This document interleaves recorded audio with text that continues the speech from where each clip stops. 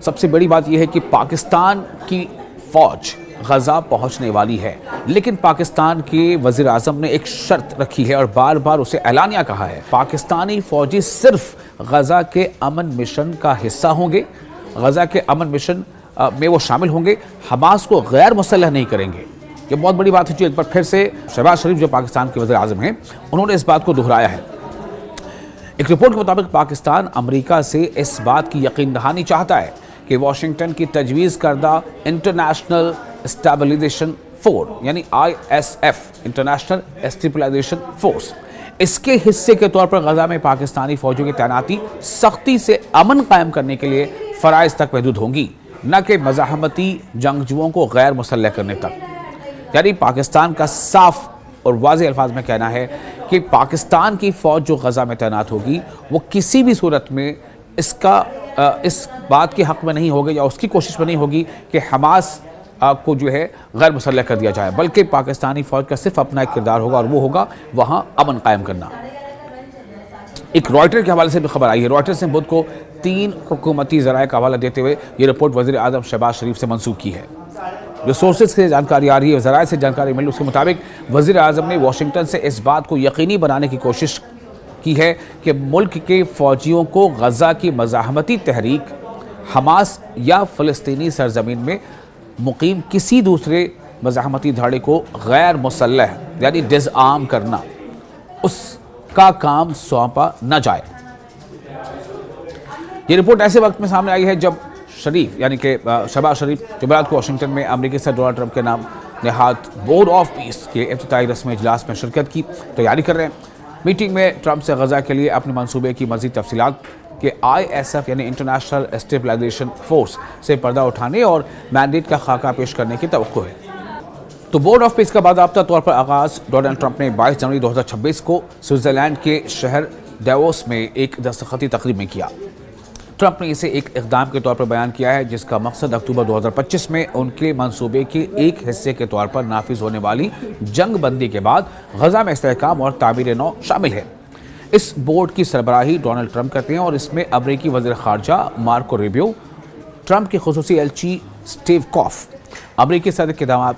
Jared Kushner اور برطانیہ کے سابق وزیر اعظم ٹونی بلیئر جیسے اہم ارکان شامل ہیں۔ ذرائع نے رائٹرز کو بتایا ہے کہ فوجیوں کی تعیناتی سے ISF کے پہلے اسلام آباد کو مقاصد، آپریشنل اتھارٹی اور چین آف کمانڈ کے بارے میں وضاحت کی ضرورت ہے۔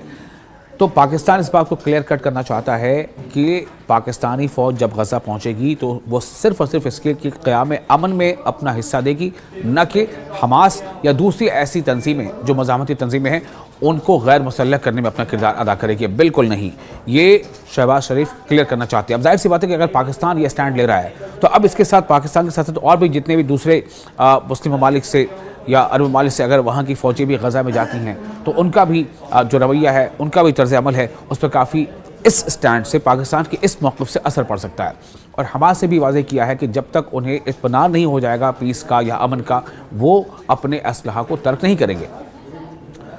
واشنگٹن کے دورے کے دوران شریف کسی بھی تعیناتی کا فیصلہ کرنے سے پہلے ان پہلوؤں کے تفصیلی تفہیم حاصل کرنے کا ارادہ رکھتے ہیں۔ کون؟ شہباز شریف۔ شہباز شریف اس بات کو کلیئر کرنا چاہتے ہیں۔ شریف کے قریبی ساتھی کے ایک ذریعے سے بات سامنے آئی ہے کہ انہوں نے کہا کہ ہم فوج بھیجنے کے لیے تیار ہیں۔ میں یہ واضح کر دوں کہ ہمارے فوجی صرف غزہ میں امن مشن کا حصہ ہو سکتے ہیں۔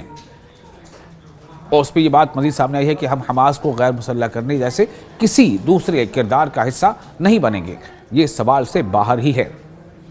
ہم ابتدائی طور پر کسی بھی وقت 2000 فوجی بھیج سکتے ہیں، لیکن ہمیں یہ جاننے کی ضرورت ہے کہ وہ کیا کردار ادا کرنے جا رہے ہیں، اس ذریعے سے مزید کہا گیا ہے۔ حالانکہ جو اس کے بارے میں اور رپورٹس آئی تو اس کے مطابق جو پاکستانی فوجی جو غزہ میں تعینات ہو سکتے ہیں ان کی تعداد ابتدائی طور پر 2000 ہے، لیکن آگے اس کی تعداد بڑھ کر 8000 یا 10000 تک بھی ہو سکتی ہے۔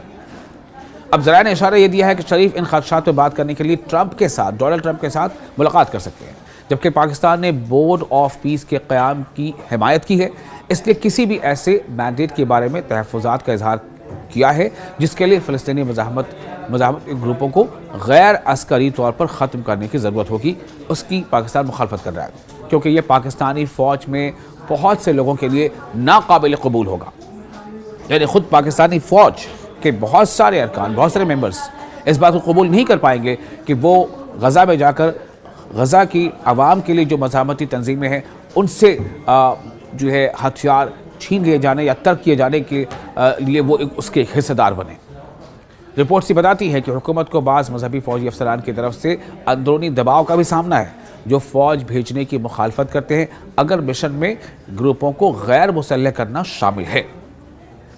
اب مبصرین اس بارے میں یہ کہتے ہیں کہ پاکستانی عوام صرف فلسطینیوں کی حفاظت اور انسانی امداد فراہم کرنے کے لیے فوجیوں کی تعیناتی کی حمایت کریں گے، نہ کہ فلسطینی گروہوں کو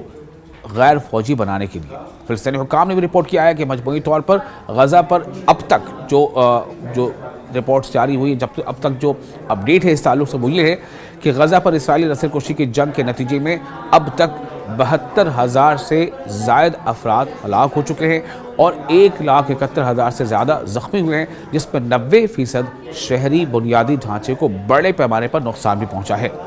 خود اقوام متحدہ نے یعنی یونائٹڈ نیشنز نے تعمیر نو یعنی غزہ کو ری بلڈ کرنے کی اخراجات کا جو تخمینہ لگایا ہے وہ تقریباً $70 بلین لگایا گیا ہے۔